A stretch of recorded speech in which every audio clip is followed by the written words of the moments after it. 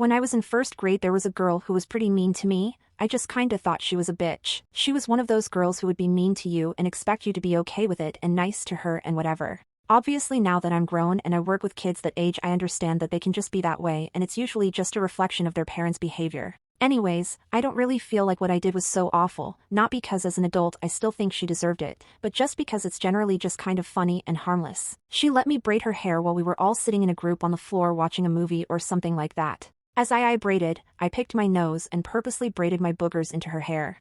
I still laugh thinking about it, because I've thought it over and the way the other kids treated me at that age was despicable, kicking me to the ground on my birthday, not letting me play on most playground equipment unless I agreed to play the ugly girl or boy and pretend, telling me I was lower class, convincing me I couldn't be their friend unless I decided to become a Christian, constantly telling me I was going to hell, breaking into the bathroom stalls while I was using them, racism. Our teachers saw most of this behavior and did nothing, so it really was on them, so my small retribution led to nothing besides the likely possibility that when she got home and her parents went to comb her hair, they were probably like, what the fuck, when the comb kept getting stuck in the snot I'd braided in. So I'm kind of proud that I resorted to braiding boogers into a girl's hair instead of violence, prejudice, bigotry or exclusion like they did.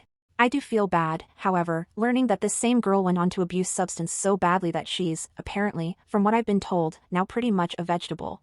I don't blame myself for that. My booger braiding was not the reason why she got to that point, and I'm really not sure why it ended up that way for her.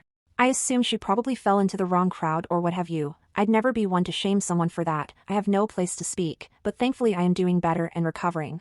Like I said though, regardless of all of that, I do feel sad to know that she landed in such an unthinkable situation, and I still have empathy for her. I hope she's being taken care of well, and of course, I forgive her for her past meanness. She was nicer in high school. I always hope the best for people. But in a vacuum, I do think it's pretty funny that I braided boogers into a girl's hair when I was like 7 years old.